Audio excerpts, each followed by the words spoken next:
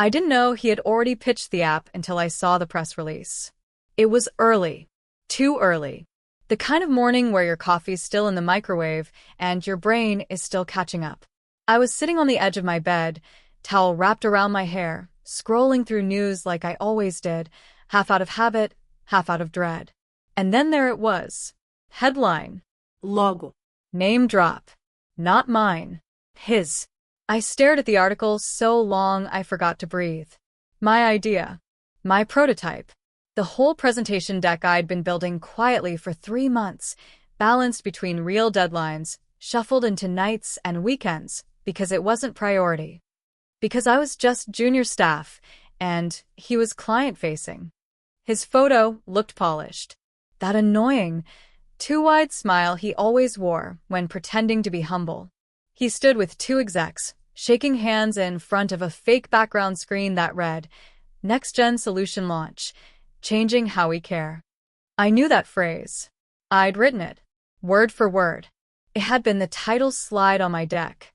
My name is Tessa Grant, and I work, or used to work depending on how this all plays out, for a mid-sized healthcare tech firm based out of Denver.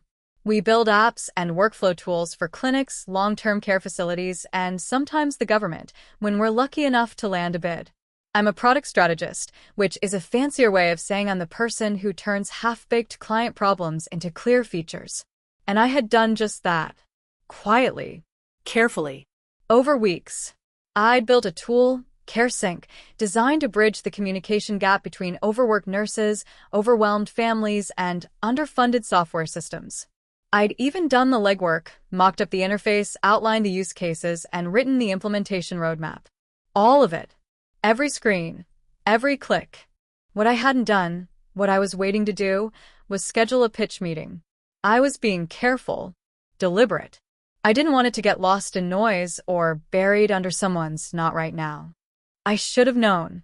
Because Michael was always listening.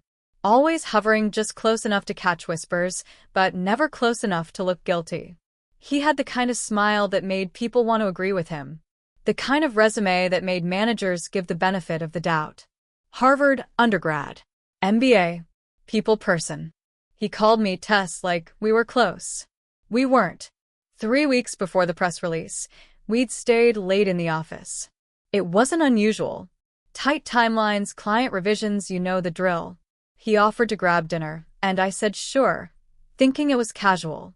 We brought takeout back to the conference room, laptops glowing, silence comfortable. Then I made the mistake. I opened my personal project folder to show him what I'd been working on. "Off the record," I said. "Just a concept. Not ready yet." He leaned in, nodding slowly, asking smart questions. He even complimented the UI. "Really slick, Tess," he said.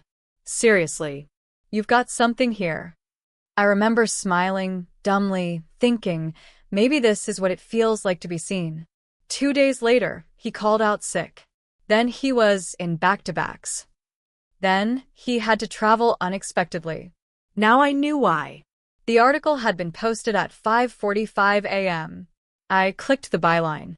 It linked to a blog post on the company's official site, quoting Michael as lead strategist on the project and calling him the visionary behind CareSync. I felt the air leave my lungs, slow and sharp.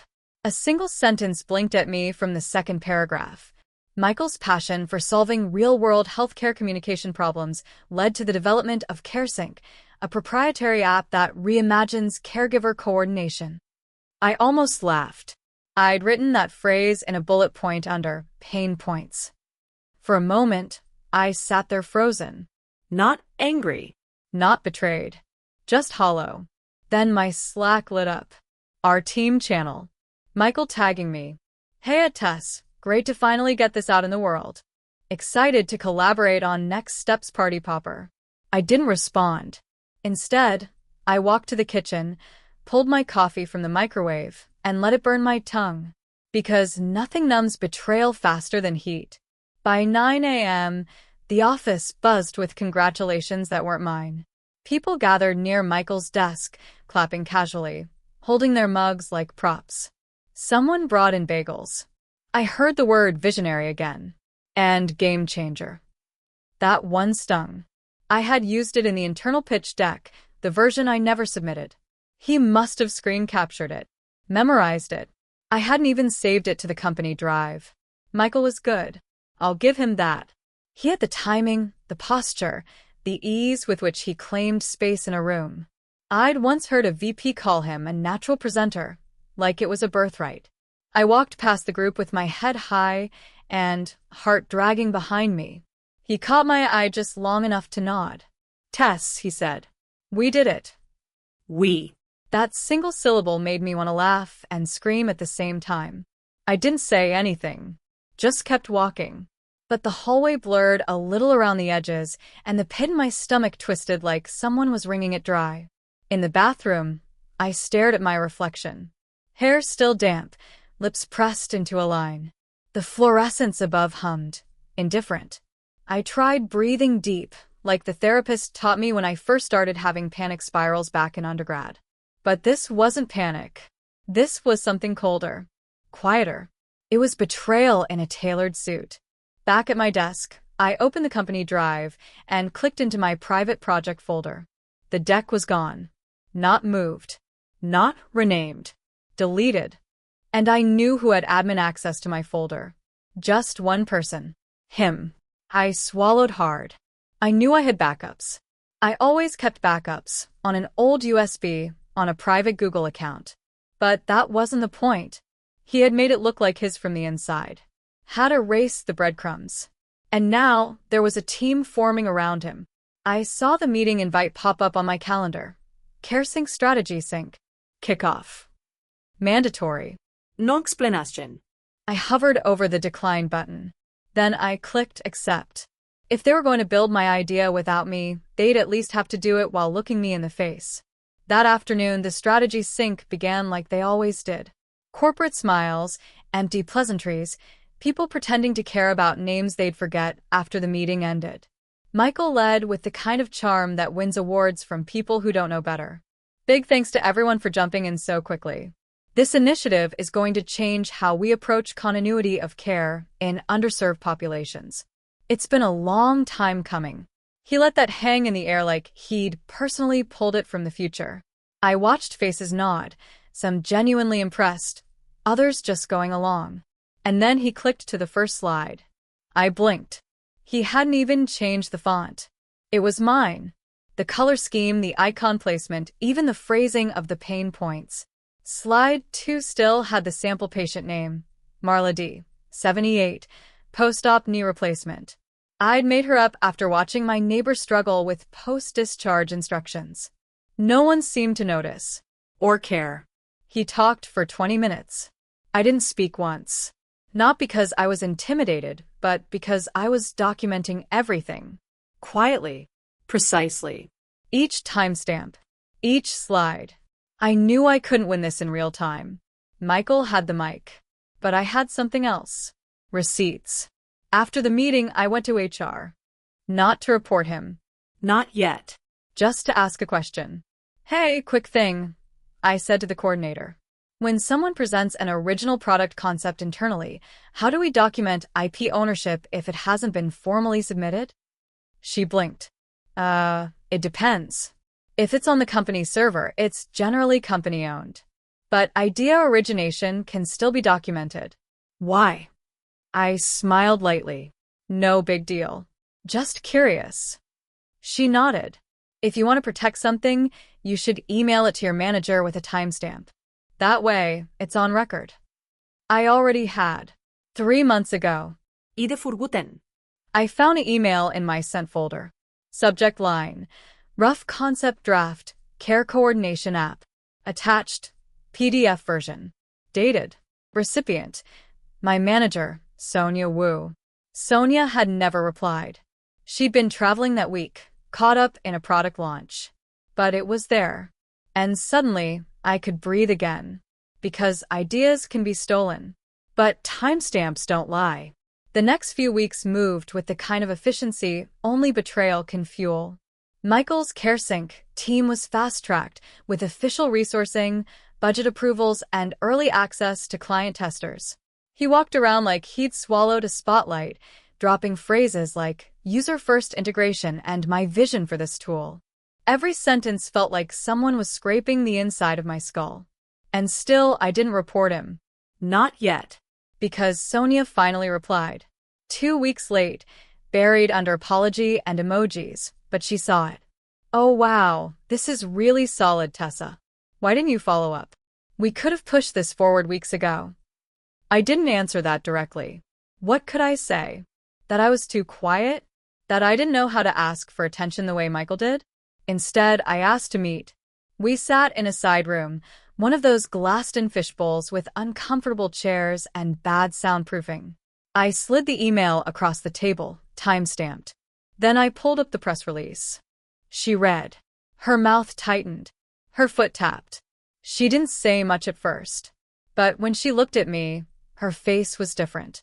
You're telling me he saw this, and then went to press with it under his name? I nodded. He deleted the folder from my drive, too. Her fingers curled slightly. That's not just shady. That's theft. I waited. Let the silence hang. Sonia leaned back and sighed. Okay.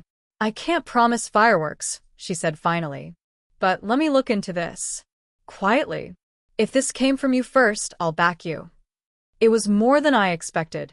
But here's the thing about exposure. When it starts, it doesn't stop politely. It spreads. 2 days later, a designer pinged me in Slack, privately. She was working on the interface for the CareSync demo and had questions. Hey. Random, but didn't you show me a version of this like a month ago? I remember that name Marla D. From somewhere. I paused. Yeah, I typed. That was my prototype. Oh. That makes sense. I wondered why the wireframes looked familiar. Can you screenshot what you're working on? I asked. She did. And there it was, my design. My structure. Recreated, but unmistakable. She didn't say more. She didn't have to. She knew. A week after that, Sonia looped me into a calendar invite titled CareSync Attribution Review. Just 3 people. Me, Sonia, and Jonas Myers, our director of product strategy. The one who'd greenlit Michael's initiative. Before the meeting, Sonia pulled me aside. Just be calm, she said. Present facts. Let the timeline speak for itself.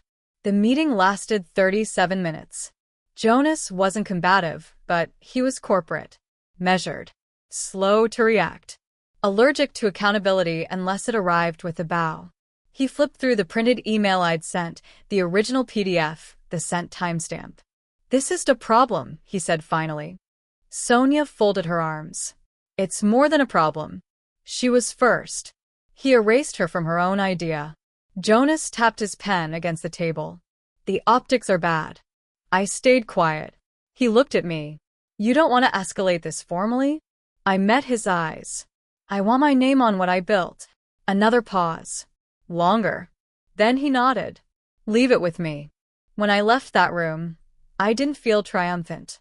I felt like someone who had finally put a stone down after carrying it too long. The kind of heaviness you don't notice until your hands are empty. The update came 2 days later in an email marked Internal Communications Preview. The company was preparing a press kit for Tech for Care, a national healthcare innovation conference. CareSync was being showcased during the keynote. A short demo video had been produced. Attached was a script. I opened it, scanned the intro, and stopped. Concept developed by Tessa Grant, product strategist, based on first-hand research and user modeling conducted in early Q2. No fanfare. Just fact. I didn't know whether to laugh or cry. The conference happened on a Tuesday. I wasn't there. I watched it from my desk like everyone else, the live stream playing in a small window while emails stacked up in the background. There was no dramatic build-up, no slow reveal designed for television. Just a clean stage, neutral lighting, and a moderator introducing the next segment with practiced calm. Next, we'll be showcasing CareSync, a care coordination platform developed to improve communication between providers, patients, and families. The demo began. Screens transitioned smoothly. Familiar flows. Familiar logic. My work, moving exactly the way I'd imagined it would. Michael stood off to the side. Not center stage. Not leading. Just present. A supporting role he hadn't auditioned for. Then the credits rolled. Not flashy credits. Just a final slide at the end of the demo. White text on a muted background. Most people probably didn't even notice it. But I did. And so did he.